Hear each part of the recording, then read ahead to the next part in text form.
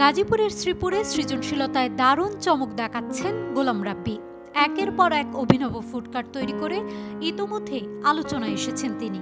তার তৈরি কার্ডগুলো শুধু অনন্য নকশার জন্যই নয়, দক্ষ কারিগরি ও ভিন্নধর্মী চিন্তার কারণে ব্যবসায়ীদের কাছে দ্রুত জনপ্রিয় হয়ে উঠছে। পপুলার ইঞ্জিনিয়ারিং ওয়ার্কশপ থেকে তৈরি এসব কার্টের মধ্যে সবচেয়ে নজর কাড়া হলো আধুনিক বাইক ফুডকার্ট।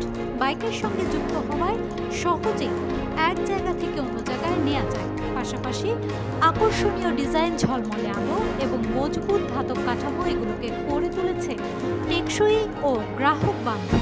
আমাদের এখানে ডিজাইনের কোনো সিলেক্ট নাই। আপনি বাহিরের আমাদের কাস্টমারগুলা বাহিরের ডিজাইনগুলো নিয়ে আসে আমাদেরকে শো করে, আমরা আসলে ওইভাবেই কাজ করার চেষ্টা করি। ফুডকার্ট বিভিন্ন জায়গায় বানাই, কিন্তু আমাদেরকে বাংলাদেশের কোনো ফুডকার্ট এর মধ্যে কোনো কাস্টমার আমাদেরকে দেখে নাই। প্রতিষ্ঠানটির পক্ষ থেকে জানানো হয়েছে, উদ্যোক্তাদের প্রয়োজন অনুসারে বিভিন্ন আকার ও ডিজাইনের ফুডকার্ট তৈরি করা হচ্ছে।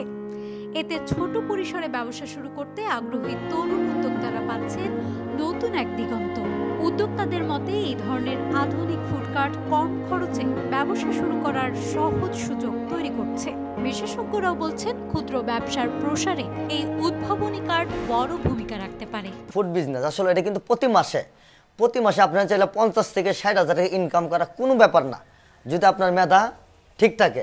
আর আরেকটা জিনিস আছে, আপনি একটা স্টুডেন্ট বা আপনার একটা হাই কোয়ালিটির ছেলে, আপনি রাস্তায় যারা ফুড বিজনেস করবেন, অনেকের মাইন্ডে লাগতে পারে, ওই মাইন্ডের জিনিসটা থাকা যাবে না।